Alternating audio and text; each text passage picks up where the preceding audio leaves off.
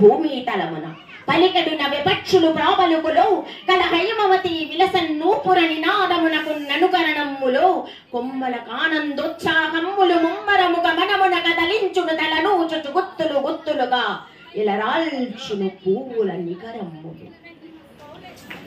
ఈ పువ్వుల నికరమ్ముల హృదయోల్లాసాన్ని మా తండ్రి గారు, అయ్యగారు, మేము అయ్యా అని పిలుస్తాం. సంప్రదాయ శ్రీ వైష్ణవ కుటుంబంలో తండ్రి గారిని నాన్న అని పిలవటం మాకు అలవాట్లేదు. అయ్యా, మా అయ్యగారు పుట్టపర్తి నారాయణాచార్యులు వారు అత్యద్భుతంగా నాట్య సంగీత సాహిత్య అపూర్వ సమ్మేళనంగా మలచినటువంటి శివతాండవ నేపథ్యం నాకు కూడా కాస్త అభినందువల్ల ఈ నేత్ర పర్వమైనటువంటి వార్షికోత్సవ వేడుకల్లో పాల్గొనే అర్హతను నేను ఒక రకంగా పొంది ఉన్నాను అనుకుంటున్నాను. నా పక్కన భాగవతుల సేతురాం గారు, ఇంకా విజయ్ పాల్ పాట్లోత్ గారు, రోహిణి ప్రసాద్ గారు, నిర్మల ప్రభాకర్ గారు, వీళ్ళంతా కూడా నృత్య గురువులుగా మీకందరికీ సుపరిచితులు. ఇలాంటి వాళ్లతో పాటు ఈ నృత్య సంఘను నేను పాలు పంచుకుంటున్నందుకు నాకు ఈ అవకాశం ఇచ్చినటువంటి రామకృష్ణ నృత్య మందిరం వాళ్ళకి చాలా చాలా కృతజ్ఞతలు. ఈ సభలో ఎంతసేపు ఎంతో నేత్రానందకరంగా భవితుం నచేదేవం దేవో న ఖలు కుశల స్పందితుమపి అతస్త్వాం ఆరాధ్యాం హరిహర విరించాదిభిరపి ప్రణంతుం స్తోతుం వా కథమకృత పుణ్య ప్రభవతి అన్నాడు సౌందర్య లహరిలో ఆదిశంకర భగవత్పాదులు మొట్టమొదటి శ్లోకంలో.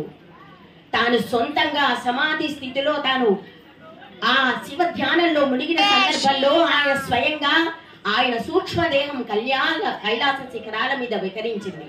శివుని తాండవాన్ని చిత్రాలతో దర్శించుకుని వచ్చినటువంటి అద్భుతమైనటువంటి ఆనందంతో శివశక్త్యాయుక్తో ఎదుభూతి శక్త ప్రభవితం మొదలైనటువంటి 100 శ్లోకాలలో శివ తాండవాన్ని, అమ్మవారి లాస్యాన్ని, అమ్మవారు లేకపోతే అయ్యవారి అస్తిత్వం లేదు అన్న విధంగా ఆయన వర్ణించారు.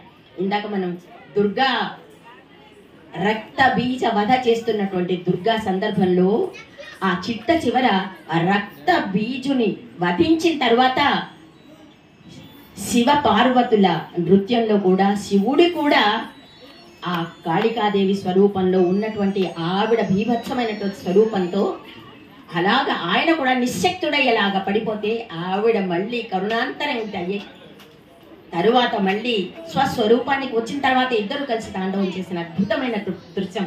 ఇవన్నీ కూడా నా మనోకలభంపై చాలా అందంగా చిత్రీకరింపబడ్డాయి. ఈ కార్యక్రమం ఇంకా కొనసాగాలి. భాగవతుల సేతురాం గారు, వీరి గురించి లబ్ధ ప్రతిష్ఠులైనటువంటి వీరి గురించి నేను చెప్పనవసరం లేదు. కేంద్ర సాహిత్య అకాడమీ అవార్డుని ఇటీవలే అందారు. వీరి ముందు పద్మశ్రీ కూడా త్వరలోనే చేరాలని నా ఆకాంక్ష. సభ ముఖ్యంగా నేను వారికి చాలా చాలా వారి మొట్టమొదటి పరిచయంలోనే మా నాన్నగారి స్మరణ తీసుకుని వచ్చారు. వారికి చాలా చాలా కృతజ్ఞతలతో వారిని తమ అద్భుతమైనటువంటి ఆశీస్సులు. సరే, గురువులు ఎప్పుడు శిష్యులకి మార్గదర్శకం చేసేందుకు చిట్ట చివరి మాట్లాడతారట. ఎందుకంటే చిట్ట చివరి మాట్లాడే వారి మాటలు శిష్యుల హృదయ ఫలకాలపై